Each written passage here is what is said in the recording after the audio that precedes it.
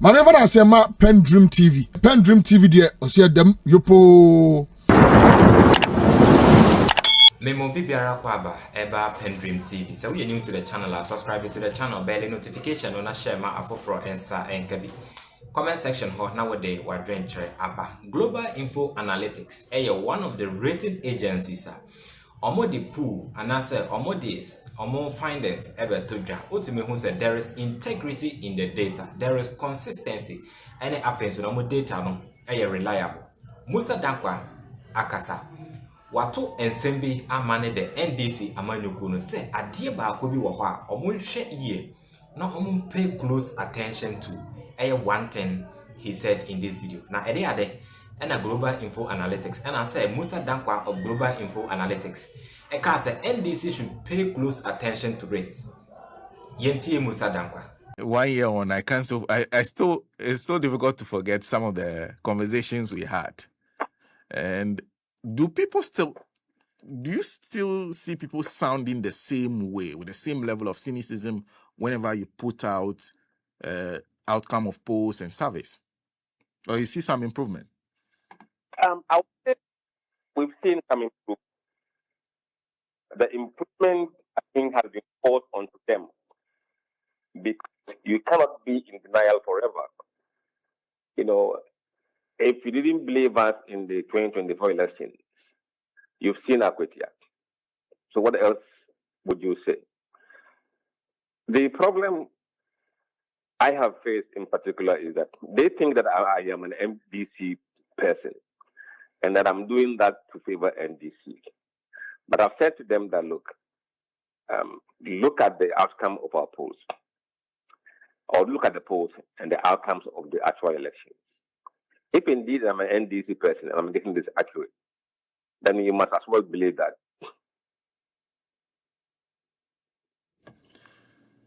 So you still hear that, but improvements. But there's still the perception that you are NDC. Yes, that I think that would be difficult to erase because the polling has been favoring NDC. Okay. And until they see otherwise, they might think I'm still an NDC. So for those who are listening to us and still have that level of, it's just forecasting. They realize, perhaps see the dynamics and then just go and put some numbers together. Exactly, how do you come by the outcomes you share with us? Senna, it starts with investment. I have put a lot of investment into the technology that we use to collect data, analyze data. We've also established a very vast network of field officers, volunteers, who are in every corner of this country. All the 276 constituencies, we have people there, at least 2 or 3.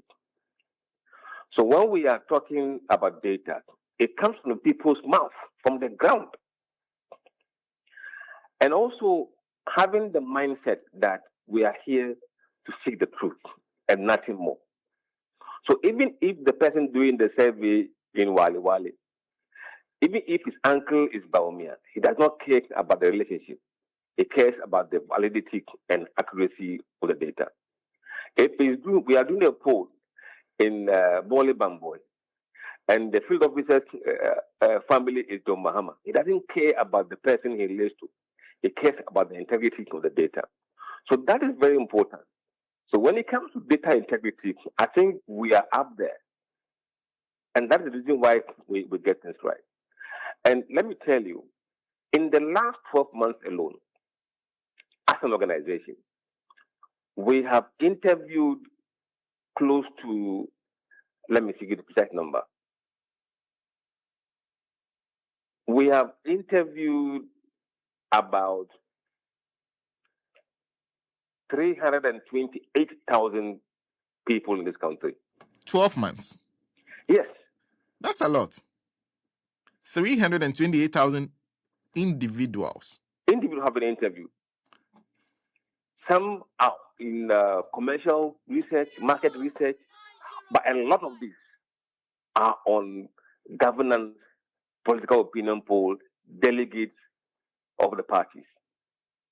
So when we speak, it comes from the volume of data we have. Data mining.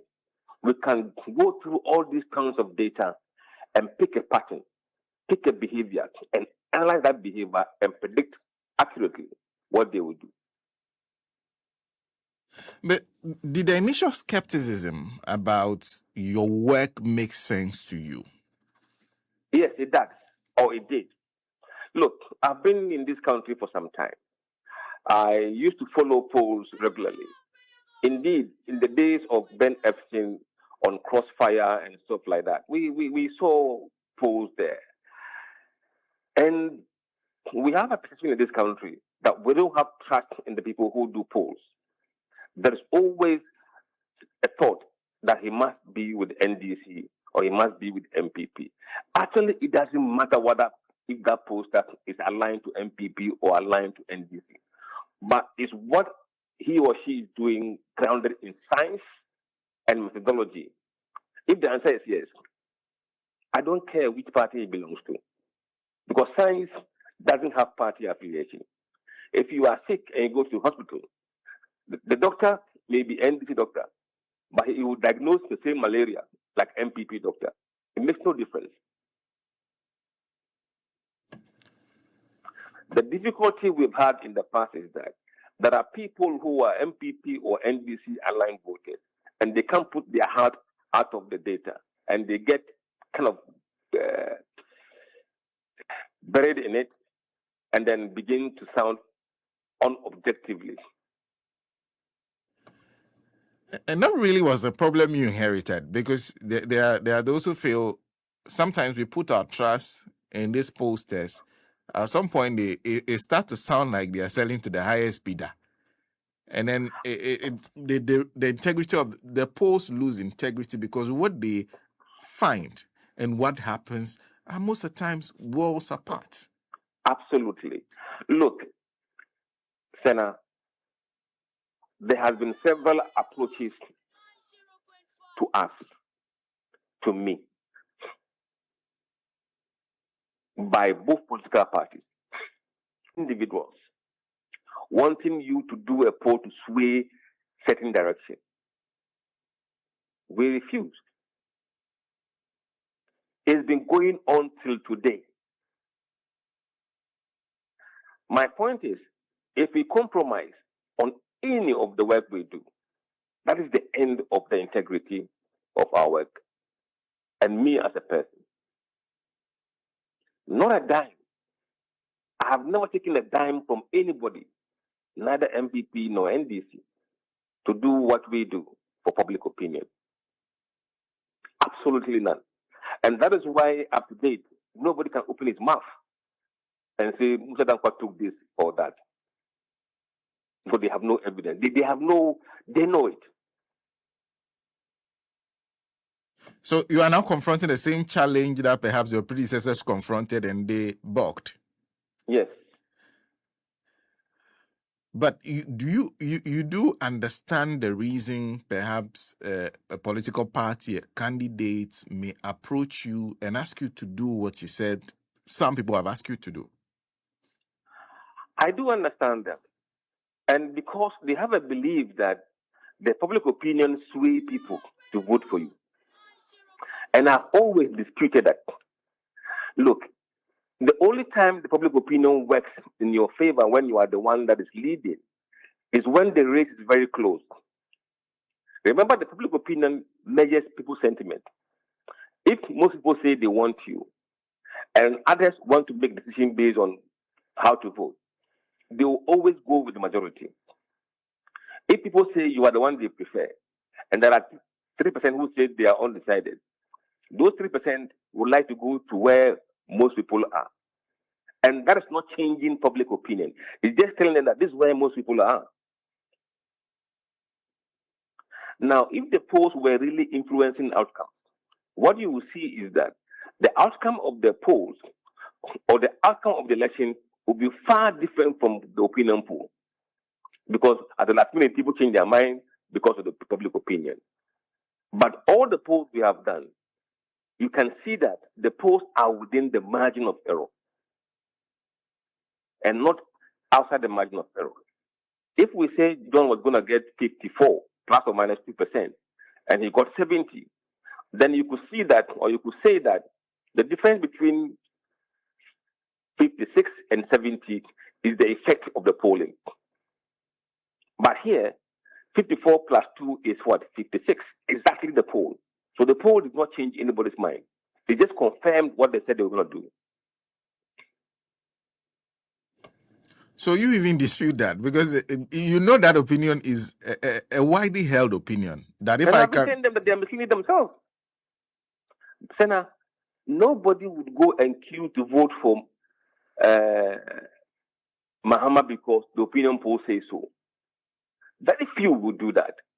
People went to vote because they were struggling economically. There was unemployment. There were issues. It wasn't the opinion poll.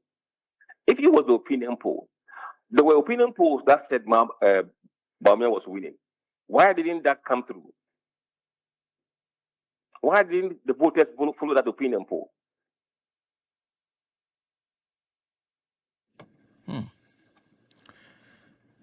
I see. Look, I think politicians have a way of thinking. They think swaying public works, propaganda works. It doesn't. We are in 21st century Ghana. And indeed, an era where people are very discerning. Even voters who have no education have information. They are able to make an informed decision. And it's the flow of information that has made it difficult for people to use fake opinion poll to sway public opinion. And I want to go back to the 2024 elections for you. How crucial was that to establishing you as a credible polling organization? Look, we've been doing this work way before 2024. And at the point, we became the reference point for a company like Fitch Solution. And for Fitch Solution to pick your data and present that data in their report to investors globally, it means something. At the point, we were the reference point for Barclays Capital in the UK to even engage external bondholders on the outcomes of the elections. We were called to kind of address many forums on election outcome long before the election 2024, because we are proving over time that using methodology that is scientific, that's robust, you will get the outcome. So the December elections just went to confirm what people already knew. But for Ghanaians, it was a manifestation of what they thought was a bogus poll. I see. But for you, did you have any fears going into the elections? No. That you were going to miss it? There was no single vein in my blood that was doubting the figures we put out there. Absolutely not. To the extent of going boldly to say Dominic Kobanya will fall, that was unthinkable.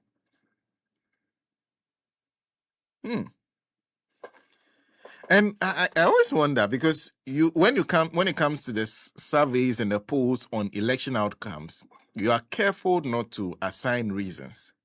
But between the surveys you do about the direction of the country on corruption and then also the outcomes you were seeing then, were you able to perhaps connect the two as to the major reason people were heading in the direction of the NDC in such a massive manner? Look, Senna, every question we put in the opinion poll has purpose and meaning and what we want to use that question for. We've always been asking people about the direction of the country, approval of the president, your economic condition, your standard of living, corruption. These are early warning indicators of what will happen on election day. If these metrics are not heading in the right way, trust me, you will not survive. So we had enough data to know what Ghanaians were going to do. Besides that, we were asking people what were their top 3 issues that they would take into account when they go to the polls. It has always been economy, unemployment, education, corruption. The question was, Where was the economy? Where was unemployment situation then?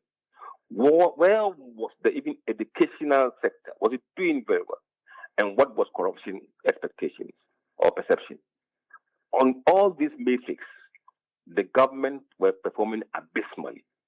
And that led or gave us a credence to what we're seeing in the polls. What did you think the voters were voting on? Because up to today, the NPP people still insist that Nana Danquah was not on the ballot paper. There was Dr. Baumia. Now, perhaps if President Akufo-Addo had been on the ballot paper, he might still win. I would say surely he wouldn't have won. He wouldn't win. Absolutely not. He wouldn't have won? Absolutely not. There was no way MPP, any MPP candidate, be it Nanado, be it Baumia. And indeed, if I go to the extreme, if you are even wearing the Pope title and you were contesting an MPP ticket in 2024. Really? Yes. Because there are those who are of the opinion that somebody like Kennedy Ejapon stood a chance. Look, I have said to you that even Pope, if he was a candidate on MPP's ticket, would have lost. And for you, a year on, what are your reflections on 2024? What I've been reflecting on is the fact that public opinion is still not used by MPP. And it appears they are not aligned with the public opinion. And they are running against public opinion. And that could make things worse for them. They have to look at the polls, see where they can give credit to the government, and see where they can hit the government. In doing so, they will look reasonable. And I believe that they have competent men in the party, people who are sociologists and psychologists. If you combine these people with data scientists, they can guide them as the best way to navigate through difficult times. The honeymoon for NDC is quite long. And it's because people are really or were really angry with MPP. The level of anger has made it difficult for them to even criticize NDC. Under normal circumstances, increasing fuel levy by another 1 cedi should have created an uproar. We didn't see that. Under normal circumstances, buying aircraft should have been an uproar. People are quiet. The sentiment has changed. And that sentiment, they must reflect and they must follow the public opinion to guide them. For NDC, they must do the same. Public opinion in their favor doesn't mean it will last for long. It must guide them in whatever they do. And the area that they really need to do well is perception about galamsey and corruption as well. Galamsey and corruption. Yes. When it comes to corruption, it's not corruption about themselves, but lack of progress in the prosecution of corrupt cases is what people are angry about.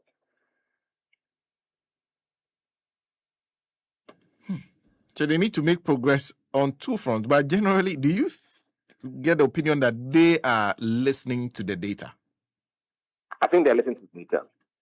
They have no choice. Look, some of the actions John Mahama has taken was driven by data. A lot of it. And when you see approval rating on certain areas going down, you tend to sit up. We did a poll recently that shows that his weakest area is job creation. And you can see the effort they are trying to make in job creation.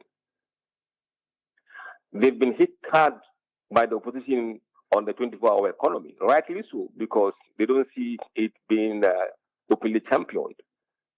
And hardly you hear Guzitano and his people going around making noise. I think they need to be supported to make it a reality, because the biggest problem for this country was unemployment and economy, and it's still unemployment.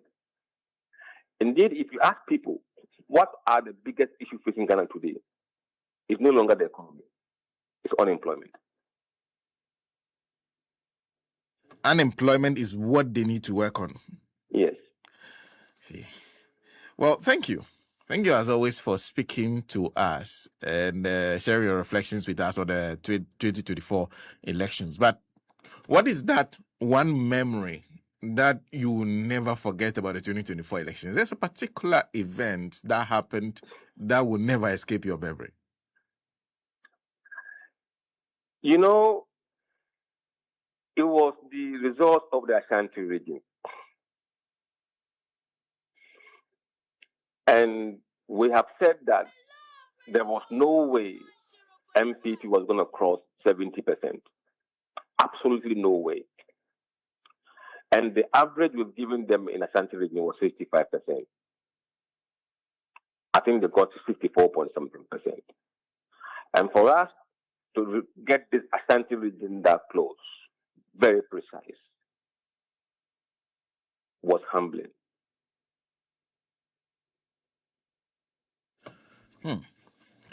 Thank you. And I wish you the best of the day. Same to you. Musa Danquah is Executive Director, Global Info Analytics, speaking to us. And he says that even if the Pope had been draped in NPP colors and presented as a candidate of the New Patriotic Party in 2024, there was no way they were going to win that election. Now, there's that opinion that perhaps if Kennedy Ajapong had won the primaries, he would have a fighting chance. As against Dr. Mahmoud Bawumia, he says the data does not say so. And he wants the NPP to listen more to data. Listen more to the data. Pay attention to the data and be guided by it. A few things to just share with you. I'm not PENDREAM TV. Now, so far so good. Say open online portal e wo Ghana. Nipa share, nipa follow, nipa comment here. To my best of knowledge, without any biases, PENDREAM TV.